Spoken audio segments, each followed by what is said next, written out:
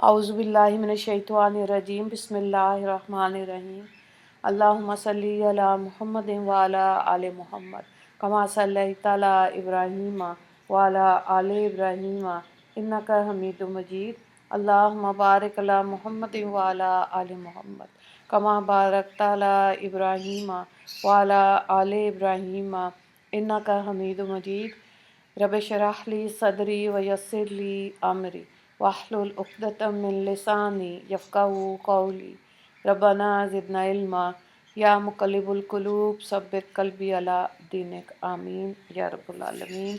جی آج ہماری نشست نمبر 30 ہے اور سرفراز شاہ صاحب کی کتاب سے ہی ہم مختلف عنوانات کے تحت جو مکتوبات ان کے پاس آئے اسی کو دیکھتے ہوئے ہم بیانات دیکھ رہے ہیں۔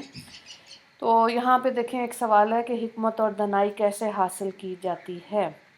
تو جواب میں شاہ صاحب لکھتے ہیں کہ دنیاوی لحاظ سے دانائی اور حکمت پانے کے دو ہی راستے ہیں کہ ہم بڑے لوگوں کے تجربات سے سیکھیں۔ اب اس میں دیکھیں جو بڑے لوگ ہیں وہ ہمارے گھر میں بھی ہو سکتے ہیں، جو اگر پڑھے لکھے نہیں ہیں لیکن ان کو اپنی زندگی کے تجربات سے، دیندار جو بزرگ ہیں ان کی میں بات کر رہی ہوں، ہم ان سے رائے لے سکتے ہیں، مشورہ لے سکتے ہیں، سیکھ سکتے ہیں۔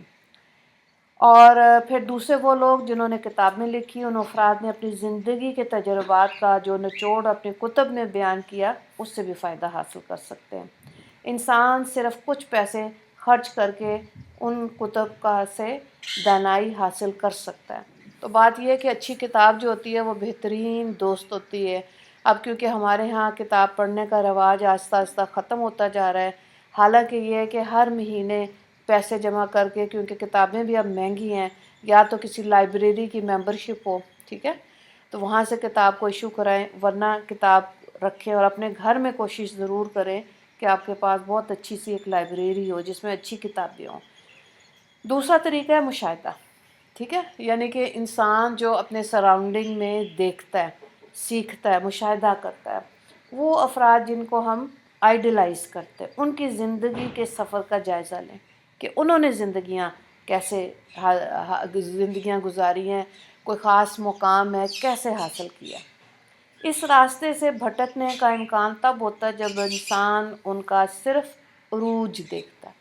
اور نارملی آپ دیکھیں ہماری فطرت میں یہی ہے کہ فلانے کا اگر دین میں ہے تو اس کا رتبہ اتنا، اور دنیا میں ہے تو مال پیسہ اتنا، تو ہم صرف عروج دیکھ رہے ہوتے ہیں۔ ان کی جو مسلسل ان کی جو زندگی ہوتی ہے نا، اس عروج سے پہلے کی ان کی محنت کو نہیں دیکھتے۔ تو ظاہر ہے کہ اگر کوئی عروج حاصل کیا ہے اس کے پیچھے ان کی محنت ہوگی، وہ جو مسلسل محنت تھی نا جو انہوں نے شروع کی اپنی زندگیوں میں، اس کو بھی مد نظر رکھیں، اس کو بھی سوچیں، اس کا بھی ذکر کریں۔ دیکھیں استقامت جو ہے نا، یہ اللہ تعالیٰ نے کہا ہے کہ کوئی بھی کام ہو نا، دنیا کا، دین کا، اس میں استقامت ہونی چاہیے۔ جو شروع کر لیا اس کو پورا کریں۔ اسی لیے میں آپ کو کہہ رہی ہوں درمیان میں نہیں چھوڑیں، برکت ختم ہو جاتی ہے، ٹھیک ہے۔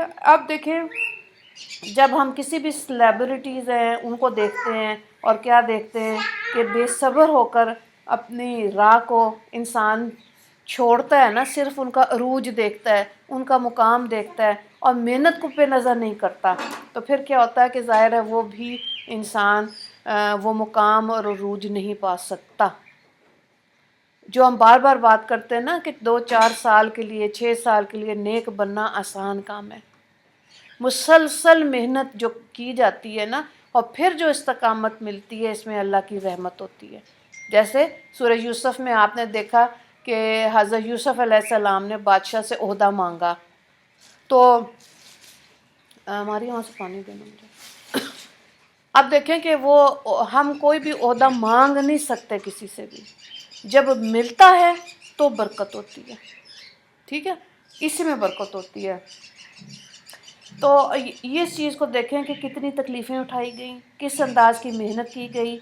تو تجربہ اور مشاہدہ، حکمت اور دانائی دو بڑے ذرائع ہیں، ٹھیک ہے۔ بچوں کی توجہ بھی اسی طرح سے، بچوں کو بھی اسی طرح سے ان کی توجہ مبذول کرائیں کہ جو محنت کر رہے ہیں نا اس کو درمیان میں چھوڑنا نہیں ہے، اور جو علم ہم حاصل کرتے ہیں نا دنیا کا یا دین کا، جب اس پر عمل کرتے ہیں تو دنیاوی لحاظ سے عروج ملے گا، اور دین کے حساب سے عمل کرنے کی وجہ سے حکمت مل جاتی ہے۔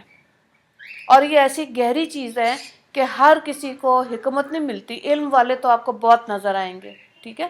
آپ دنیا میں دیکھیں بڑے بڑے اچھے اچھے عہدوں پہ لوگ ہیں، کوالیفیکیشنز اچھی ہیں، لیکن ان کے اندر حکمت نہیں ہے۔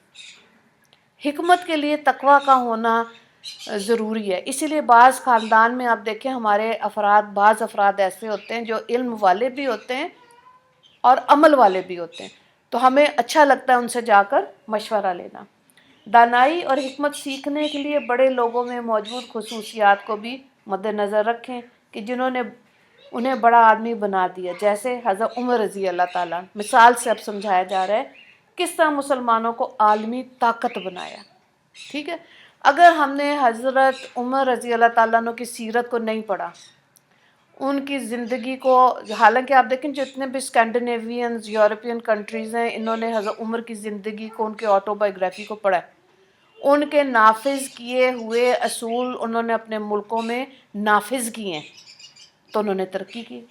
قائد اعظم نے کس طرح مسلمانوں کے لیے الگ وطن حاصل کیا، تو وہ جد و جہد کو پڑھنا چاہیے نا، یہ دیکھنا چاہیے کہ کیسے ایک ملک جو وجود میں آیا، جو دنیا کے نقشے پر اس نے اپنی آئیڈینٹی بنا لی، کیسے، ٹھیک ہے؟ فلسطین بھی ایک ملک تھا، کیسے اسرائیل نے محنت کر کر کے ان سے زمینیں خریدیں، اسرائیل بنایا، 1947 پاکستان، 1948 اسرائیل، دو نئے ملک دنیا میں وجود آئے۔ تو اب دونوں کے پیچھے حکمت تھی نا۔ اگر پتہ نہیں ہوگا تو پھر انسان ویسے ہی، آپ دیکھیں لا علم انسان کی کوئی قدر نہیں ہے۔ اب دیکھیں وہ خصوصیات جن کی بنا پر پاکستان تشکیل میں آیا، اس میں قائد اعظم کا محنت، راست گوئی، سچ بولتے تھے، وہ دیانت دار تھے، بے غرض تھے، ایک پتہ تھا، مقصد، ویژن تھا مسلمانوں کے لیے ایک علیحدہ ریاست کا قیام، اس کے اندر بے لوث ہو گئے۔ ارادے کی مضبوطی، ایماندار ہونے کے ساتھ ساتھ دانشور بھی تھے، عقل والے تھے، ٹھیک ہے؟ ان کی اصل اسٹرینتھ ان کی انٹلیکچل آنیسٹی تھی، یعنی کہ ذہنی طور پر ایمانداری، ذہنی ایمانداری تھی ان کے پاس۔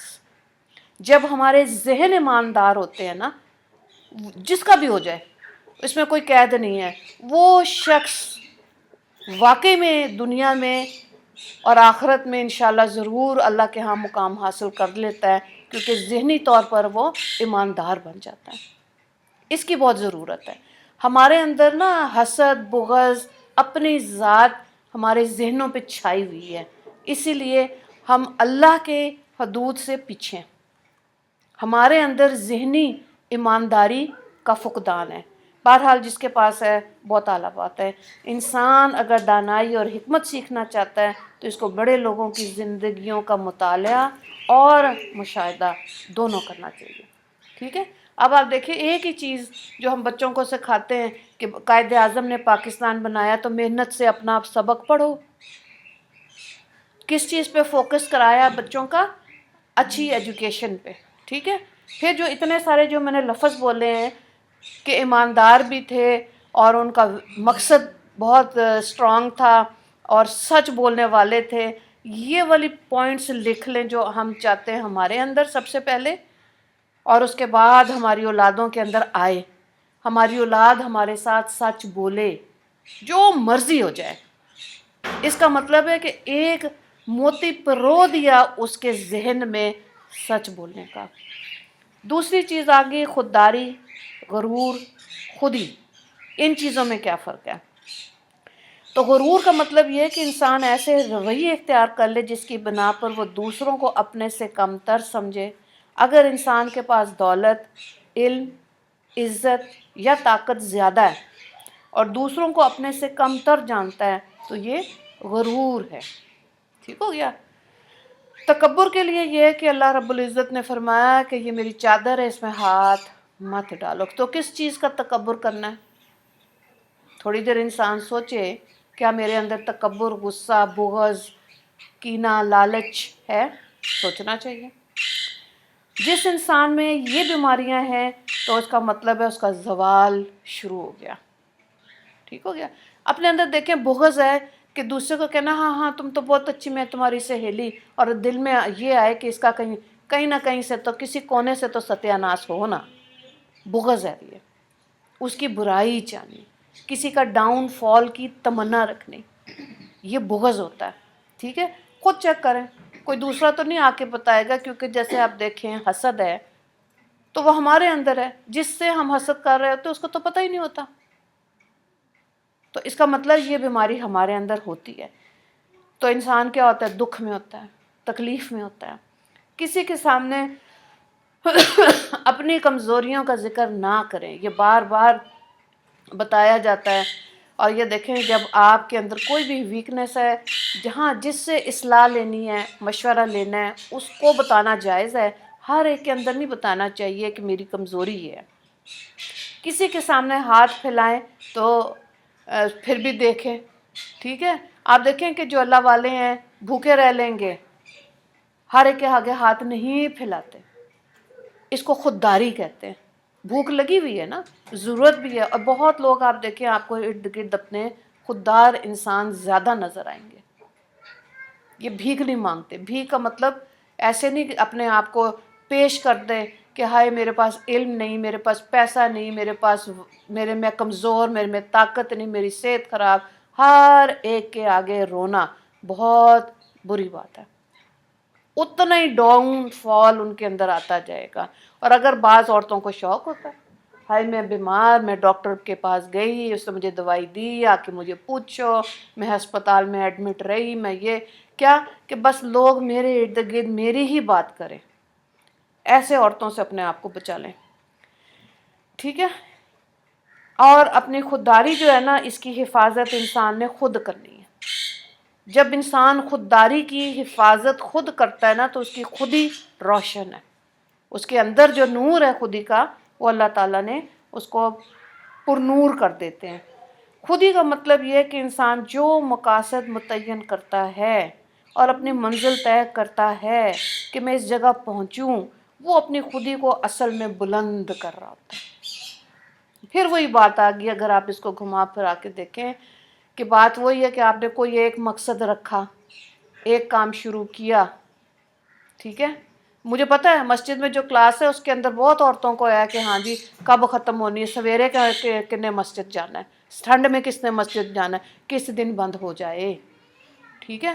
اب اگر یہ مقصد ہے کہ ہاں وہاں پہ عورتوں کے لیے ایک اپرچونٹی بن گئی اور وہاں پہ آپ آئیں اور قرآن کو پڑھ لیں، سمجھ لیں، ٹھیک ہے، تو کتنی عورتیں ہیں جو آخرت میں یہ کہیں گی کہ ہمیں تو پتہ ہی نہیں تھا کہ قرآن کو کیسے پڑھنا ہے، تو اللہ فلیش بیک لگائے گا نا کہ ہاں یہ دیکھو یہ موقع تھا۔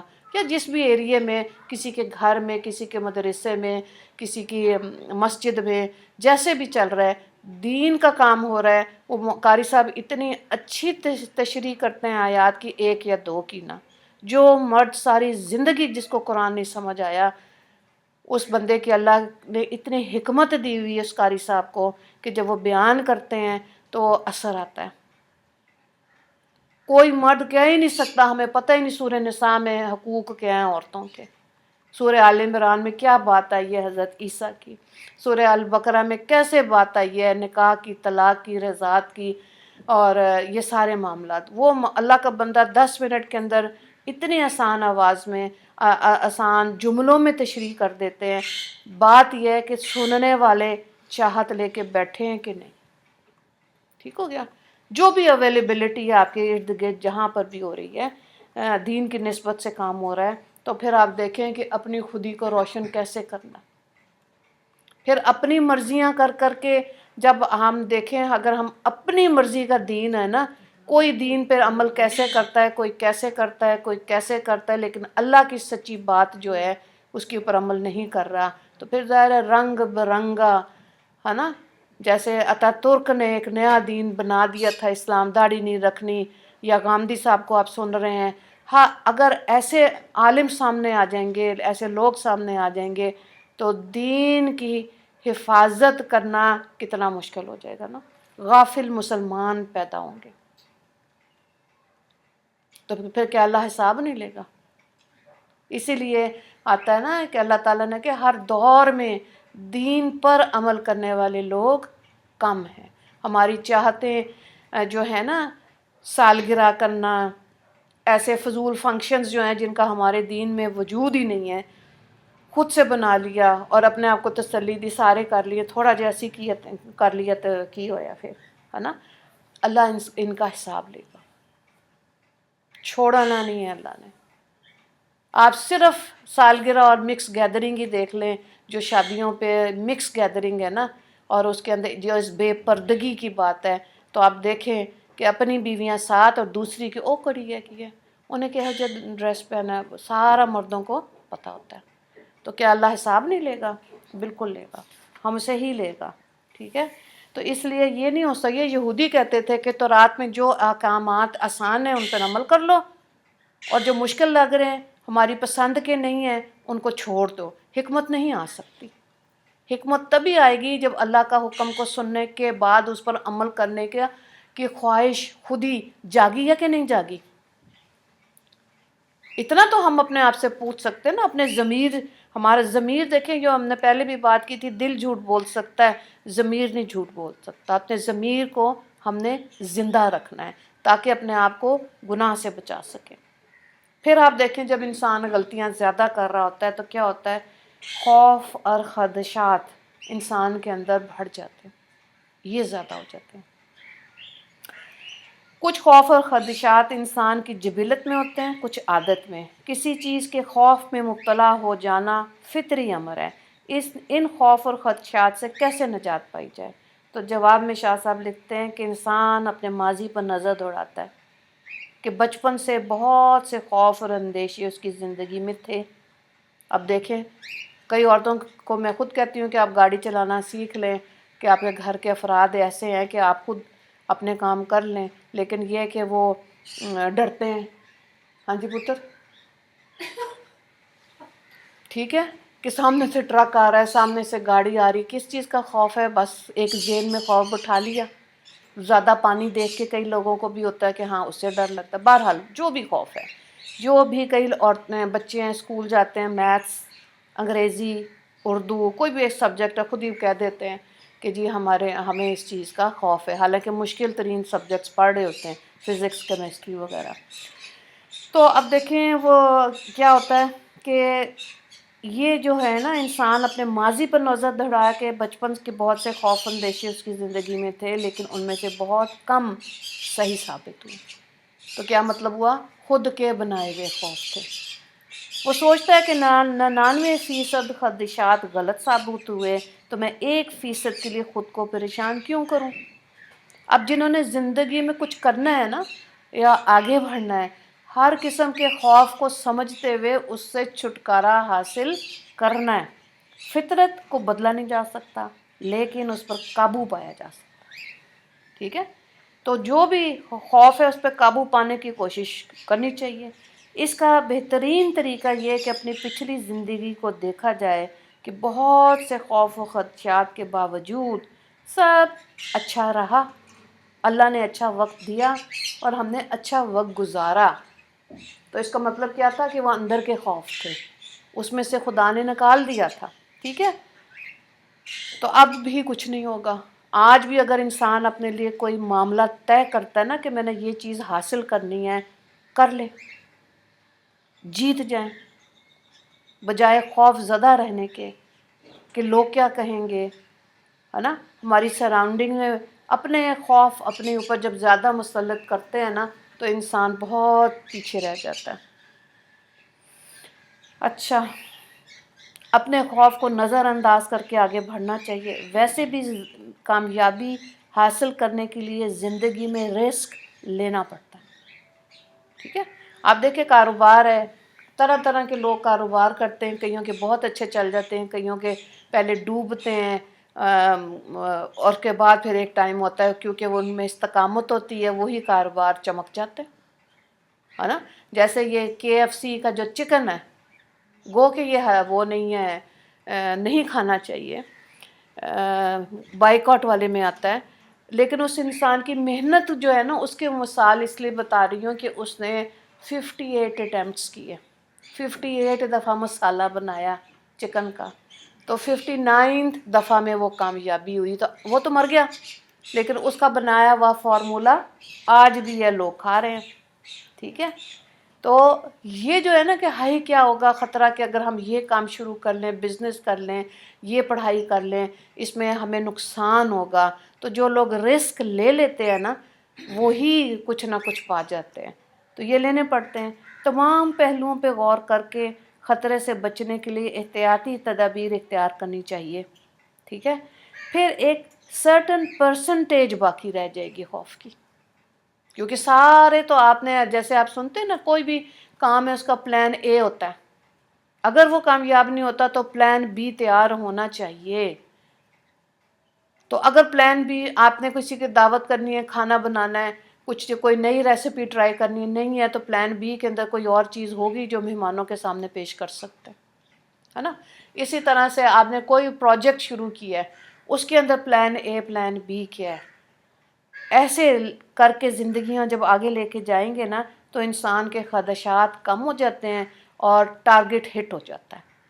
جیسے آپ دیکھیں، جب تیر چلانا سیکھتے ہیں نا، تو کیونکہ کمان میں سے جب تیر چلانا سیکھتے تھے، صدیوں سے چلا آ رہا ہے یہ کام، تو کیا سکھایا جاتا ہے کہ آپ نے نشانہ جہاں لینا ہے اسے تھوڑا سا سلائٹلی اوپر کو آپ نے نظر میں رکھنا ہے۔ کیوں؟ جیسے ہی تیر کمان میں سے نکلے گا تو گریوٹی ہے نا، کشش ثقل، وہ تھوڑا سا اپنی طرف کھینچتی ہے، چیز نیچے کی طرف جاتی ہے۔ اب یہ سیکنڈز میں کرنے والی بات ہوتی ہے، تو جب نشانہ اوپر رکھتے ہیں تو ٹارگٹ پہ ہٹ کر جاتا ہے، ٹھیک ہے۔ تو اب آپ کی سوچ بھی اونچی ہوگی تو مقصد میں کامیابی ہو جائے گی۔ تو یہ نہیں ہو سکتا کہ ایک انسان نے کام شروع کیا، نہیں ہوا تو بس چھوڑ دو، رہنے دو، کیوں بھائی؟ تو پھر ایک عام انسان کی زندگی گزارتے ہوئے عام سی جنت ملے گی، پھر وہاں پہ رونے کی ضرورت نہیں ہے۔ اب دیکھیں کہ سیلف ڈسپلن انسان اپنے آپ کو کیسے اس میں لے کر آئے۔ مسلمانوں کے لیے بہت آسان ہے کہ وہ اپنے آپ کو سیلف ڈسپلن کریں، اتنا آسان ہے کہ جب آپ یہ کوشش کر لیتے ہیں نا کہ آپ نے دن کا آغاز کتنے بجے کرنا ہے، فجر کی نماز کے بعد کتنی عبادت، کون کون سی تسبیحات، کون کون سا ذکر کرنا ہے، اس کے بعد دن کا آغاز کیسے کرنا ہے۔ یہ جو ہمارے دین میں ہے نا، جلدی سونا جلدی اٹھنا، اور دین کی باتوں کو جو ایک کان سے سن کے دوسرے سے نکال دیتے ہیں، اصل میں انہی پر غور کرنے کی ضرورت ہوتی ہے، اس کو دماغ میں بٹھانے کی ضرورت ہوتی ہے، تبھی انسان غور و فکر کرے گا، ٹھیک ہے، تبھی انسان کو زندگی میں کچھ کر لے گا۔ باقی یہ ہے کہ اگر آپ دیر سے سو رہے ہیں اور دیر سے اٹھ رہے ہیں، کچھ حاصل نہیں ہوگا، الٹا صحت خراب۔ کاروبار کو دیکھ لیں، باہر کے ملکوں میں سورج کی روشنی کے ساتھ دکانیں کھلتی ہیں، اور جیسے سورج غروب ہونے لگتا ہے دکانیں بند ہونے لگ جاتی ہیں، تو سن لائٹ کو اویل کرتے ہیں۔ تو اگر ہمارے ملک میں آغاز ہی کاروبار کا 12-1 بجے ہوگا تو رات 10 بجے دکانیں بند ہوں گی، تو بل پہ پھر کیا ہوتا ہے؟ رونا نکلتا ہے۔ جب مسلمان ہر مرتبہ اپنی قوت ارادی سے نفس کو کنٹرول کر لیتا ہے، یہ بڑا ویلڈ پوائنٹ ہے کہ دیکھیں نفس جو ہمیں ابھار رہا ہوتا ہے، بہت سے وسوسے شیطان کی طرف سے آ رہے ہوتے ہیں، اور ایک نفس ہے جو ہمیں برائی کی طرف، کمزوری کی طرف، غفلت کی طرف، کہ رہنے دو رہنے دو رہنے دو۔ تو کیا دیکھیں گے جب قبر میں جائیں گے، ہے نا، جو آخری وقت ہے، تب کیا سوچیں گے؟ وہ سارا رہنے دو والا جو معاملہ ہے نا، وہ حسرت بن جائے گا۔ نفس کو کنٹرول کرنے کا سب سے آسان طریقہ یہ ہے کہ جس کام پر نفس اکسا رہا ہے اس کے بالکل برعکس اپوزٹ کام کرے۔ نفس کہہ رہا ہے 3 وقت کھاؤ، اور ڈاکٹر کہہ رہا ہے کہ اب آپ 50 سے اوپر ہیں، 2 وقت کھائیں، تو بس پھر 2 وقت کھائیں، نفس کے اپوزٹ چلیں۔ مسلسل پریکٹس کرنے سے نفس کنٹرول ہو جائے گا۔ کئی لوگ ہیں کہتے ہیں فجر نہیں پڑھی جاتی، ٹھیک ہے، اب نفس کو دیں سزا۔ جیسے کسی صحابی کی جب تہجد یا فجر قضا ہوتی تھی نا، تو اپنے آپ کو وہ سزا کے طور پر 100 نفل پڑھا کرتے تھے۔ ہم اپنے آپ کو جھوٹی تسلی دے دیتے ہیں کہ ہاں چلو کوئی بات نہیں، ایک دن نہیں تو پھر کوئی بات نہیں، کیوں؟ تو پھر ایک دن کھانا بھی نہیں ہونا چاہیے نا، ہے نا؟ کیا خیال ہے؟ ابھی میں یہ سو رہی تھی 3:30 بجے، جب بھی نہیں سے اٹھایا تو مجھے بھی اچھی لگ رہی تھی رضائی، گرمی، ہاں سکون مل رہا تھا، تو میں کہا چلو رہنے دیتے ہیں۔ لیکن اگر نفس کو مارنا نہیں نہ آئے گا تو یہ اچھی بات بولنی نہیں آئے گی، اور جب بولنی اور سننی نہیں آئے گی نا تو کرنی تو بالکل ہی نہیں آئے گی۔ کون کرے گا؟ یہودی؟ اسلام پہ عیسائیوں نے عمل کرنا ہے، تو مسلمان کس لیے آئے تھے ادھر ویسے بائی دا وے؟ ٹھیک ہے، اللہ کے دین کو پھیلانا ایک زندگی، ایک ہی چانس ہے، اور اسی چانس کو حضرت عمر سمجھ گئے تھے، اسی چانس کو قائد اعظم سمجھ گئے تھے، اسی چانس کو جو ہمارے گھر کی بڑی بوڑھیاں جنہوں نے خاندانوں کو جوڑا ہے نا، نسل در نسل آگے چلے، وہ پیچھے کوئی ایک عورت تھی جس کی دعائیں تھی، جس کی محنت تھی۔ یہ جو آج ہمارے اپنے ہی 2 بچے سنبھالے نہیں نا جا رہے، وہ اسی لیے کہ ماں کے اندر، عورت کے اندر کمزوری ہے، اس ترتیب سے ہم ہٹ گئے ہیں، فجر کی نماز، عشاء کی نماز، اور درمیان کے اندر آپ کوئی بھی ٹائم ٹیبل بنا لیں اپنا، فجر سے لے کے ظہر تک، ظہر سے عصر تک، عصر سے مغرب۔ میں نے تو جب اسکول لائف تھی بڑے ٹائم ٹیبل بنا کے میں چلتی تھی، تو میرے والدین ہنستے تھے کہ اچھا اب کیا ہے، میں تو میں لکھا ہوتا تھا فجر کا ناشتہ جو ہے نا 8 بجے سے 9 بجے، تو کہتے 1 گھنٹے تم کھاتی رہو گی، 1 گھنٹہ کھاتی رہو گی، 8 بجے سے 9 بجے ناشتہ۔ حالانکہ کیا ہونا چاہیے، 8 بجے سے لے کے 8:20 میں ناشتہ ختم، 20 منٹ بہت ہوتے ہیں، ہے نا؟ اسکولوں کے اندر اگر آپ دیکھیں ریسیس ٹائم کتنا ہوتا ہے، 15 منٹس بس، کوئی نہیں آدھا، ہاں کلاس کا ٹائم 40 منٹ ہوتا ہے۔ تو اگر خود ہی ہمیں اپنا ٹائم ٹیبل اپنے ذات کے لیے واضح نہیں کریں گے نا تو ڈسپلنڈ لائف نہیں گزار سکتے، پھر حکمت بھی نہیں آ سکتی، پھر ایسے نہیں ہو سکتا کہ ہم بولیں اور کسی کو بات سمجھ آئے۔ جب خود کش کاٹا ہوگا، خود اپنے نفس کو مارا ہوگا، خود اپنے لیے ایک ایسا نظام واضح کیا ہوگا کہ آپ مثال بنے، تو پھر لوگ کیا کہتے تھے کہ آپ قائد اعظم کے آنے جانے سے اپنی گھڑیاں ٹھیک کر سکتے ہیں، اتنا ایگزیکٹ وہ کام کیا کرتے تھے ٹائم کے حساب سے، ہے نا؟ ایک دن میں اگر 3 قرآن کی کلاسز لینی ہے اور آپ نے کہیں جانا بھی ہے تو گاڑی کیسے چلے گی، کتنا رش ہے اس کے اوپر، اس گاڑی، اس سڑک پہ کتنے کھڈے ہیں، سارے یاد کریں گے تو اس ٹارگٹ کو، اس گھر کو ہٹ کریں گے نا جہاں سے آپ نے قرآن پڑھانا ہے، یا اس یونیورسٹی کو یا کالج کو جہاں پہ آپ کی جاب لگی ہوئی ہے، آپ نے وہاں تک پہنچنا ہے۔ تو اگر یہ مزاج نہیں نہ بنے گا تو پھر کیا ہوا، 5 منٹ ہی تو لیٹ ہیں، تو 5 منٹ میں دیکھیں جو اولمپکس میں ریکارڈز بنتے ہیں نا، وہ سیکنڈ، ملی سیکنڈ کے حساب سے نئے ریکارڈ بن رہے ہوتے ہیں، تو منٹ تو بہت بڑی بات ہے۔ اور جو لوگ ایسے سوچتے ہیں نا، ان کو 3 منٹ کا احساس ہوتا ہے کہ 3 منٹ میں انسان کتنا کچھ کر سکتا ہے، ورنہ 3 گھنٹے سوتے رہیں، زندگی تو بس پھر دوبارہ نہیں ملے گی۔ تو اس لیے بہرحال اللہ تعالیٰ سے دعا یہ مانگیں کہ وقت کا صحیح استعمال ہو، اپنی زندگیوں کو ڈسپلنڈ کریں، اور دین کے معاملات میں جتنی چیزوں پر عمل کر رہے ہیں اس پر قائم رہیں، ورنہ تو قرآن میں کیا ہے، کافہ، پورے کے پورے دین اسلام میں داخل ہو۔